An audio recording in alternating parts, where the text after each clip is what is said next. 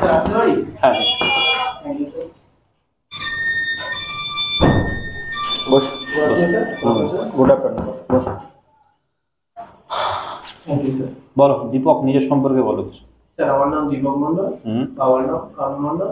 আমি দক্ষিণ চব্বিশ পরগনা জেলার বারাইপুর থানার অন্তর্গত গোপালপুর নবগ্রাম থেকে আসছি। আমি 2017 সালে মাধ্যমিক, 2019 সালে উচ্চ মাধ্যমিক এবং 2023 সালে গ্র্যাজুয়েশন কমপ্লিট করি। এর পাশাপাশি 2022 সালে এনসিসি কমপ্লিট করি সি সার্টিফিকেটের সাথে। সি করেছেন? এছাড়া আমার ঘুরতে যেতে খুব ভালো লাগে। ঘুরতে যেতে ভালো লাগে। কোথায় ঘুরেছো তুমি? স্যার আমি উড়িষ্যার জগন্নাথ মন্দির, পুরীর জগন্নাথ মন্দির, গঙ্গাসাগর কপিল মুনির আশ্রম। আচ্ছা, তুমি তো এনসিসি করেছো না?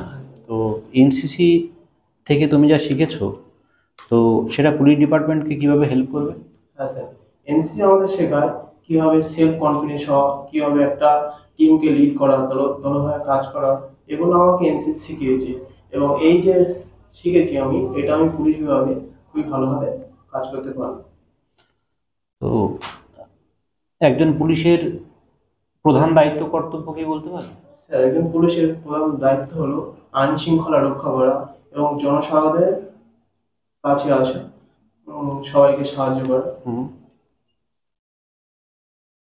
আচ্ছা, আর সিনিয়রদের অর্ডার মেনে কাজ করা, তাই তো? হ্যাঁ স্যার। ঠিক আছে। আচ্ছা, তোমার গ্র্যাজুয়েশনে কি কি সাবজেক্ট ছিল? স্যার আমার গ্র্যাজুয়েশনে সংস্কৃত, ইতিহাস ও ফিজিক্যাল এডুকেশন সাবজেক্ট ছিল। আচ্ছা, ইতিহাস ছিল। বলো তুমি কয়েকজন স্বাধীনতা সংগ্রামীর নাম বলো, আর তাদের ভেতরে কাকে তোমার সবচেয়ে বেশি ভালো লাগে? নেতাজি সুভাষচন্দ্র বসু, মহাত্মা গান্ধী, বিপিন চন্দ্র পাল, লালা লাজপত রায়। স্যার এদের মধ্যে সুভাষচন্দ্র বসুকে আমার সবথেকে বেশি ভালো লাগে। কেন ভালো লাগে? স্যার সুভাষচন্দ্র বসু আমাদের দেশের জন্য যে স্বাধীনতা, যে স্বাধীন নিজের যে ত্যাগ করেছেন, সেই জন্য স্যার তার জন্য আজাদ হিন্দ ফৌজ বাহিনী গঠন করেছেন। ভারতবাসী হয়ে ব্রিটিশদের বিরুদ্ধে যুদ্ধের জন্য অনেক অনেক বলিদান। আচ্ছা, নেতাজি সুভাষচন্দ্র বসুর নামে একটা আইল্যান্ড করা হয়েছে, জানো সেই আইল্যান্ডটার কি নাম ছিল আগে? স্যার সঠিক জানা নেই, কিন্তু স্যার গেস করতে পারি স্যার।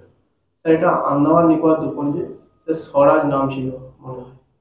আন্দামান নিকোবর দ্বীপপুঞ্জ তো অনেকগুলো দ্বীপপুঞ্জের সমষ্টি, কোনো একটা নির্দিষ্ট দ্বীপের নাম নেতাজি সুভাষচন্দ্র বসুর নামে রাখা হয়, সেটা জানো? না স্যার। তো সেলুলার জেল সম্পর্কে কোনো ধারণা আছে?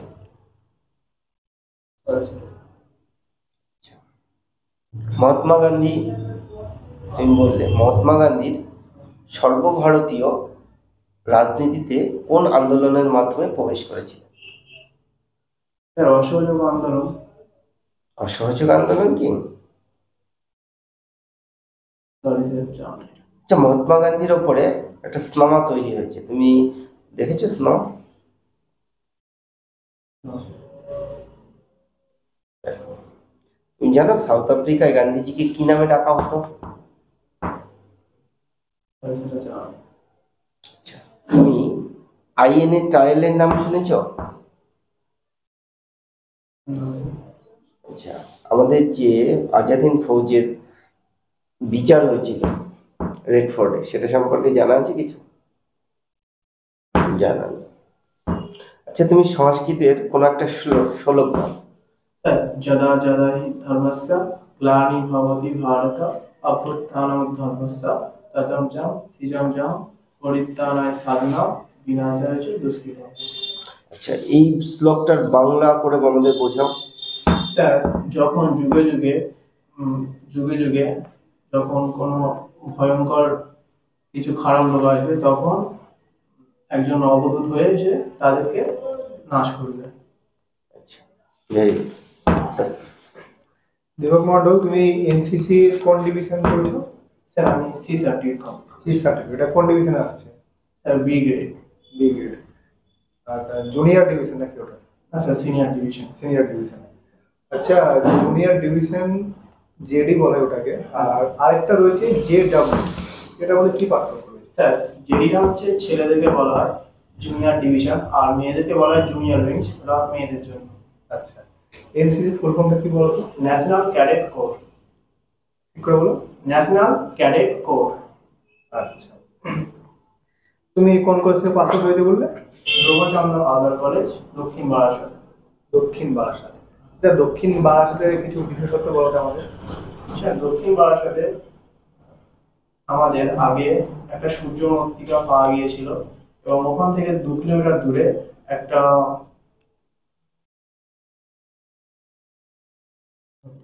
আচ্ছা, তোমার অবসর সময়ে ঘুরতে যেতে ভালো লাগে বললে। হ্যাঁ স্যার। তো জগন্নাথ মন্দিরটি কে প্রতিষ্ঠা করেছেন বলতে পারবেন? স্যার সূর্যবংশের একজন, কিন্তু স্যার সেটা নামটা মনে করছি না। আচ্ছা, কবে প্রতিষ্ঠা হয়েছে? স্যার, দীপক মন্ডল, তুমি এনসিসি করেছো, তো ডিফেন্স সম্পর্কে তোমার নলেজ রয়েছে আশা করি। স্যার। বলো তো আমাদের ডিফেন্স মিনিস্টার কে রয়েছেন? স্যার এখন বর্তমান ডিফেন্স মিনিস্টার রাজনাথ সিং রাজনাথ সিং। মহাশয়। আর আমাদের আর্মি চিফ কে রয়েছে? Army chief Manoj Pande sir. Manoj Pande. আচ্ছা স্যার, সিডিএস? সরি স্যার, বলতে পারি স্যার, গেস করতে পারি? বলো। অনিল চৌহান মহাশয়। অনিল চৌহান। আচ্ছা, তো দীপক মন্ডল, তুমি আমাকে বলো, তুমি কলকাতা পুলিশে জয়েন করতে এসেছো, তোমার গ্র্যাজুয়েশন কোয়ালিফিকেশন রয়েছে, হ্যাঁ স্যার। তুমি এনসিসি করেছো, তুমি তো সিডিএস এক্সাম দিতে পারতে, এসএসবি এক্সাম দিতে পারতে, তুমি কলকাতা পুলিশে কেন আসছো, তারপর কনস্টেবল পোস্টের জন্য? হ্যাঁ স্যার, আমি অবশ্যই দিতে পারতাম, কিন্তু স্যার আমার আর্থিক অবস্থার দিক দিয়ে স্যার অতটা আমি এই সময় অবলম্বন করতে পারবো না। আর স্যার আমার কলকাতা পুলিশের জবটা খুবই ভালো লাগে, তো আমি চেয়েছিলাম ডিফেন্সের হয়ে দেশের হয়ে সেবা করতে। স্যার সেটা এনডিএ, কিন্তু স্যার আমি একটা মধ্যবিত্ত ছেলে, স্যার অতদূর যাওয়ার পৌঁছানোর জন্য স্যার আর্থিক অবস্থা লাগে, সেটা আমার এই মধ্যে নেই। রিসেন্টলি তুমি একটা সিনেমা খুব আলোড়ন ফেলেছে, 12 ফেল, দেখেছো, শুনেছো? হ্যাঁ স্যার। তো তুমি বললে যে তুমি মধ্যবিত্ত পরিবারের ছেলে, তো সেখানে বলো তো মেইন ক্যারেক্টারে কি আছে? স্যার মেন ক্যারেক্টার বর্তমানে মনোজ শর্মা আইপিএস মহোদয়। আচ্ছা, তিনি গ্রামের ছেলে ছিলেন না? হ্যাঁ স্যার। এবং সেখানের অবস্থা খুবই খারাপ ছিল।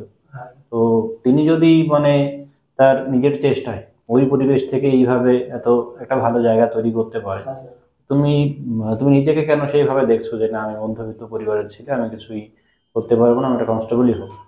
হ্যাঁ স্যার, অবশ্যই আমি কনস্টেবল হবো না, আমি পরে আমার উচ্চ পদে যাওয়ার চেষ্টা করবো, কিন্তু স্যার এই মুহূর্তে আমার বয়স হয়েছে, বাড়ি থেকে স্যার আর্থিক দিকটা অতটা ভালো না স্যার, কাজ করে আমাকে করতে হয়। আর্থিক দিক কি সবসময় দাবিয়ে রাখে পড়াটাকে? হ্যাঁ স্যার, একজন মধ্যবিত্ত ফ্যামিলির কিছুটা তার থাকে, কিছুটা থাকে, আর তোমার তো সেই ইচ্ছে শক্তিই নেই তোমার। না স্যার, অবশ্যই আছে, আমি এখন একজন কনস্টেবলের পদে যেতে চাই, পরে স্যার আমি ডিএসপি র্যাঙ্কের জন্য পরীক্ষা দিতে চাই। কনস্টেবল থেকে ডিএসপি র্যাঙ্কে যাওয়া যায়? না স্যার, যাওয়া যায় না, কিন্তু স্যার আমি কাজের পাশাপাশি আমার পড়াশোনা শুরু করবো, পড়াশোনা করে স্যার পরীক্ষার মধ্যে যেতে পারি। আচ্ছা বলো তো, তোমার এরপরে কি পোস্টে প্রমোশন হবে? স্যার এরপরে হেড কনস্টেবল প্রমোশন হবে। ঠিক আছে। তো দীপক, তুমি তো কনস্টেবলে আসবে, ধরো একটা সিচুয়েশন বেসড কথা বলি তোমার। ধরো তোমায় একটা পুলিশ থানাকে গার্ড দিতে হবে, তোমাকে আমি 5 জন সেপাই দিলাম। তুমি থানাটাকে গার্ড দেওয়ার জন্য সব থেকে বেস্ট ওই 5 জনকে কোথায় কোথায় বসাবে যাতে থানাটাকে প্রপার ভাবে গার্ড দেওয়া হয়? স্যার প্রথমত আমি থানার সামনে একজনকে রাখবো, দুজনকে রাখবো।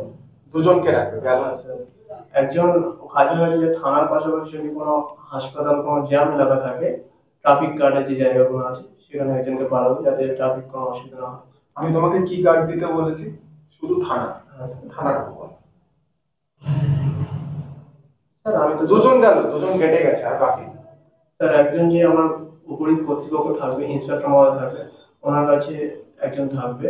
আচ্ছা স্যার আরেকটা যেখানে জিডি ডায়েরি লেখা হয় সেখানে একজনকে রাখতে হবে স্যার। তাহলে কজন হলো হিসাবে? স্যার 4 জন হলো। আর স্যার আরেকজন যেখানে কোনো কারাগারকে কোনো দণ্ডিকে রাখা হবে সেখানে একজনকে রাখতে হবে। আচ্ছা, এবার বলো তুমি কোথায় থাকবে? স্যার আমি যদি পারি স্যার, আমি যেখানে জিডি ডায়েরি করা হয় সেখানে থাকতে চাই। বলো। সরি স্যার, এটা যে ফুলকপিতে একটা ভাইরাস লাগে, সেই ভাইরাসটার নাম জানো? না স্যার। ঠিক আছে, ঠিক আছে, তুমি আসতে পারো। Thank you sir, thank you sir. চলো রিভিউটা নিয়ে না।